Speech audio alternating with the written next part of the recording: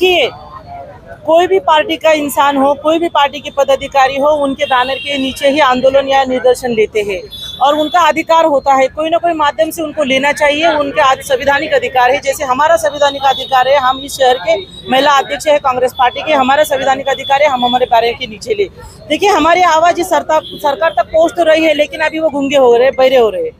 आपने देखा है कि एक सैनिक की पत्नी, जो सैनिक हमारे भारत देश की सुरक्षा कर रहा है, जो सैनिक ये सोचता है कि मेरी पत्नी, मेरा परिवार बहुत सुरक्षित है इस भारत देश में, इसलिए वो अपने लिए लड़ रहा है, ऐसे सैनिक की पत्नी की अवस्था आज इस देश में ऐसी है। मणिपुर की जिस 2 बहन में से एक बहन हमारे सैनिक की पत्नी थी। ये लज्जास्पद बात है हमारे लिए, हमारे पूरे भारत देश के लिए। आज हमारे पूरे दुनिया में मान झुकी जा रही है because of the only BJP सरकार।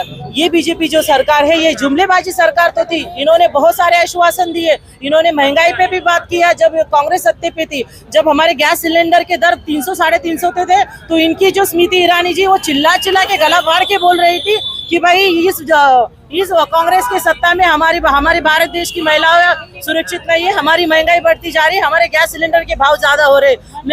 मैं पूछना चाहती हूँ स्मृति ईरानी जी से, भाई आप कहाँ हो, किस एसी के रूम में आप सोए हो जो आपको एक सैनिक की पत्नी के दुख नहीं दिखाई दे रहे? 2.5 महीने से आपने इस मुद्दे को दबा के रखा है क्योंकि बीजेपी सरकार का अपमान ना हो, लेकिन सत्यता कभी बदलती नहीं, कभी चुपती नहीं। आज वो सामने आई है और इसका निडर होके हम सब महिला भगिनी यहाँ पे सामना कर रहे हैं, हम करते रहेंगे जब तक मणिपुरम के महिलाओं को, जब तक हमारे सैनिक भाई की पत्नी को यहाँ पे मान सम्मान के साथ, संवैधानिक रीत्या अधिकार के साथ जब तक उनको न्याय नहीं मिलता, जब तक इन सारे जो मॉब था वहाँ पे, जब तक ये मॉब को फांसी नहीं होती, तब तक शहर जिला महिला कांग्रेस कमेटी, प्रदेश महिला कांग्रेस कमेटी शांत नहीं बैठेगी। सबसे पहले मणिपुर में जो घटना घड़ी है उसका मैं तीव्र निषेध व्यक्त करती हूँ। सबसे पहले जब से वो केंद्र में भाजपा का शासन आया है तब से अपनी जो पूरे विश्व में प्रख्यात लोकशाही है, लोकशाही का वो पूरे नामोनिशान करने का काम मोदी सरकार कर रहे हैं। ये सरकार जो है महिला विरोधी है।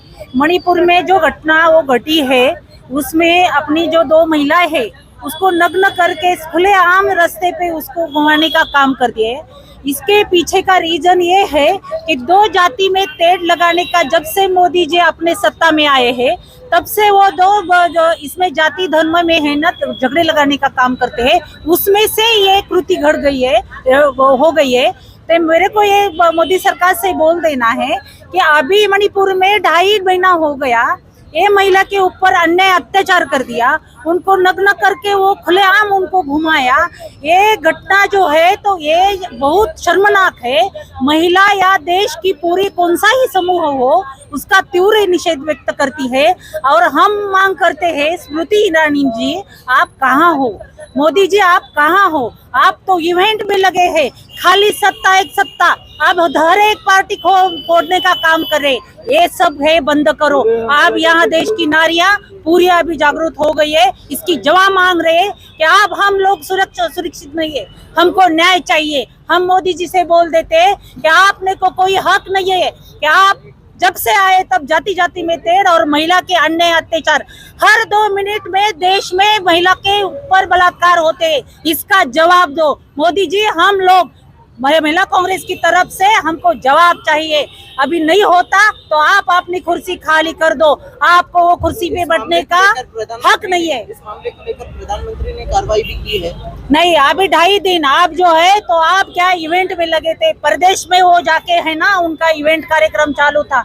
आप जो है ये मणिपुर की घटना, जब से हमारे राजनेता आदरणीय राहुल जी गांधी मणिपुर गए, हम लोग महिला कांग्रेस की दिल्ली से गली तक महिला कांग्रेस मणिपुर के ये प्रकरण पे न्याय मांग रही है।